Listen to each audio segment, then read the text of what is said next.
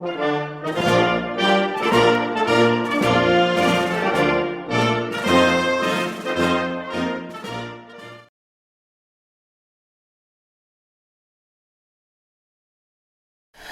my name is Eric Pétré. I'm 51 years old and I'm serving as a Catholic military chaplain.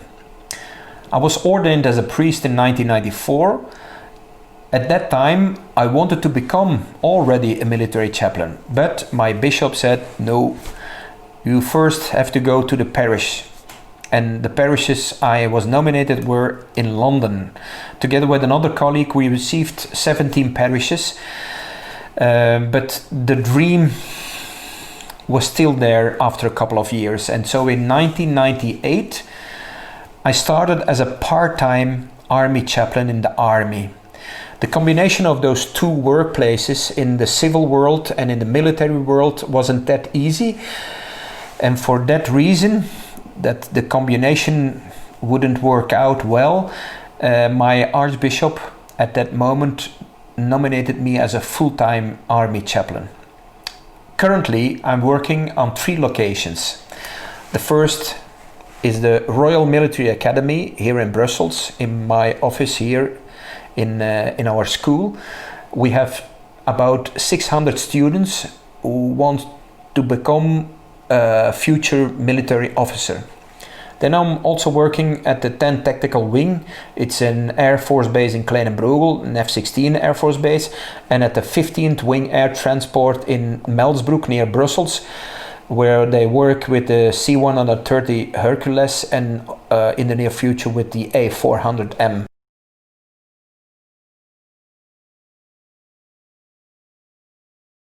As you can see, I work in uniform.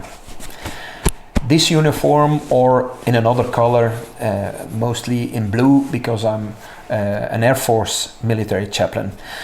I don't wear a real existing military rank. This rank doesn't exist. I'm a civil added to the military world. And so we don't wear real military ranks, and it's also an opportunity for us. I would say lucky that we don't have to wear military ranks because it makes us special.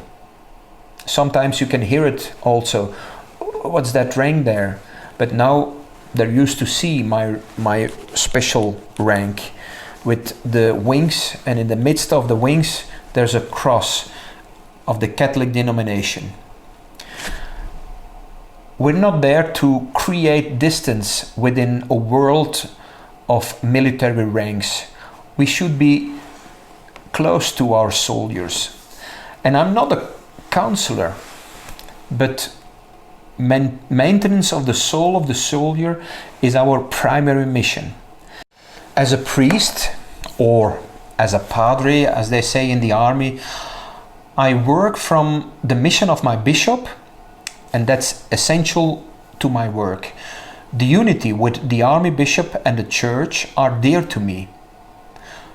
Otherwise, my work is not based on anything. You are the face of the Catholic Church in a work environment that often is inaccessible and inadequate for parish pastoral activities. My bishop will retain spiritual authority over me. A chaplain should be someone of prayer who is in no hurry, radiates an inner peace, that they have the feeling with you, I'm allowed to be there with my flaws and my talents. So we have to give confidence to people so that they find a partner in you, someone who will accompany them, even if it's often difficult. A bit like the image of the disciples of Emmaus. Walk together, and from time to time you will feel you're not alone, you two, on the road. There's someone who will become more visible after a while, and he's sharing life with you. The nature of the army is changing. Soldiers no longer remain on army bases when not on active duty or service. A job in the armed forces is becoming closer to a regular weekday 9 to 5. Consequently, with fewer soldiers on base at weekends, Sunday masses at army chapels are low to non-existent. Often though, I have a conversation about someone's future perspective. I regularly attend a wedding or a baptism. It is a wonderful moment when parents want to have their child baptized and approach you because you are their padre after all. You are then the umbilical cord with the living church. Therefore, it's also important that the military family finds their way to a civil parish. I also think it's important that as a padre you do not underestimate anyone in his deepest desires. You should not be careless with God's grace and mercy.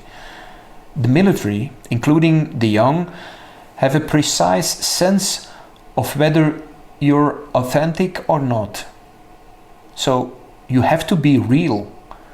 Leading a celebration during a mission or a maneuver or even here in our academy is a moment from God. It's not a briefing from the padre.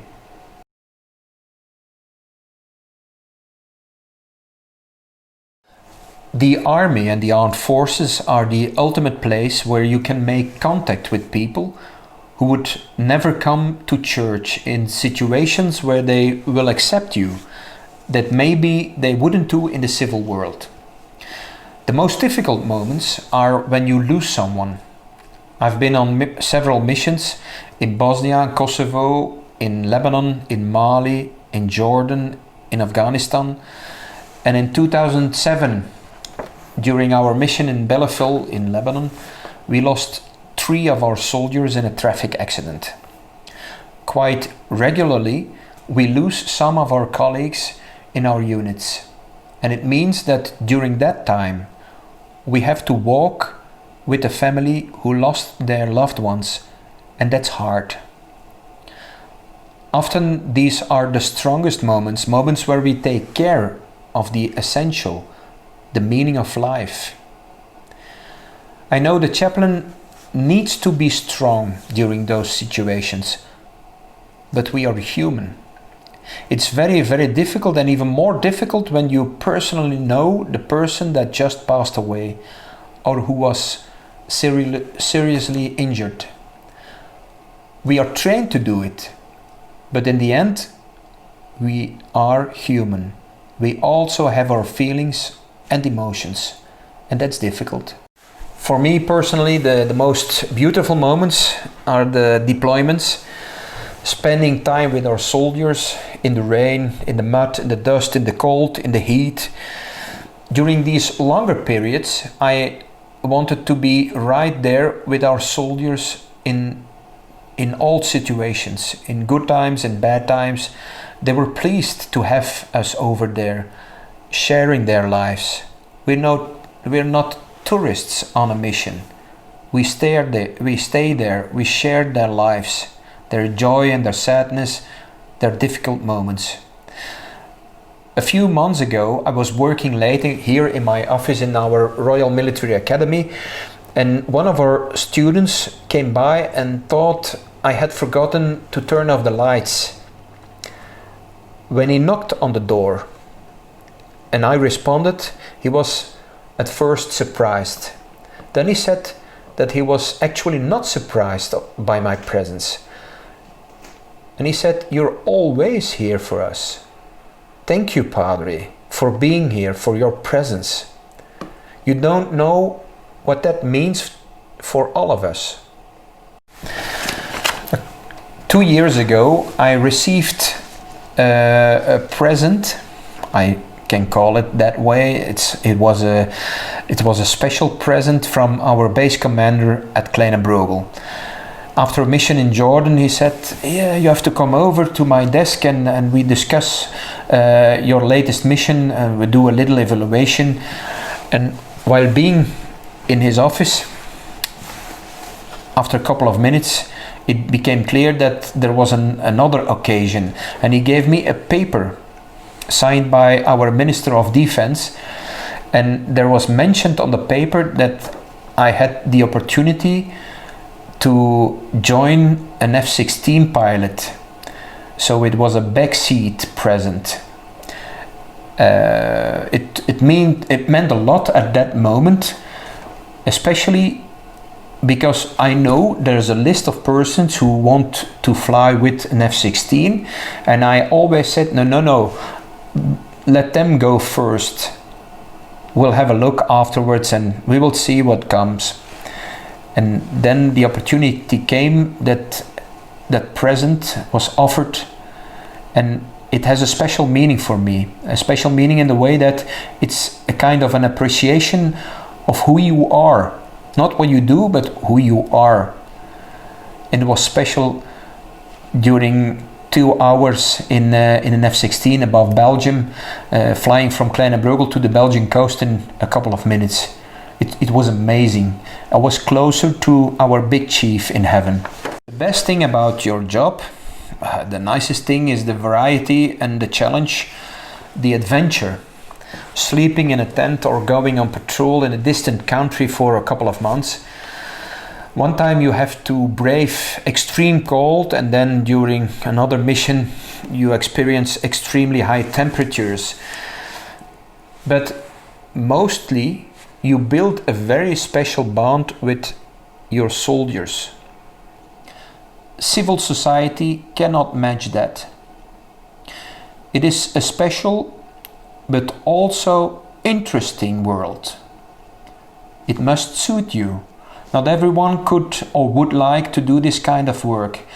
Sometimes you get into situations where no one can speak a word, where words are silent.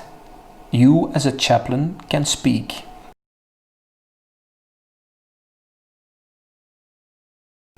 The limited number of Catholic chaplains makes it difficult to organize military dioceses. I know that bishops are facing the same problems and are therefore reluctant to share younger priests with our diocese, military diocese. Every available priest is required to be deployed in the parishes. So we have to find motivated, competent new chaplains in the near future. For the moment we have chaplains that are priests or deacons. Another challenge is to be a beacon of hope and to stay a beacon of hope, even when we are a smaller group in our country. And with the challenging and rapidly evolving world and defense adaptation within it, we are facing a number of significant ethical challenges, which will intensify with the development of the ever stronger world of artificial intelligence. Another challenge for us as a chaplain, a military chaplain, is that we spend time together, sharing our concerns, the difficulties, but also the good moments. Often they say you can see the padre in his office or he's walking by, and when you have a problem you can pass by the padre to tell him your problems. But we're not only there in times of troubles, we're also there when things go well. So we're not basically there for solving problems. We're always there to share all times, good and bad. And therefore our relation, spiritual relation, and our prayer is an important, as not the essential part of being a padre, being a chaplain.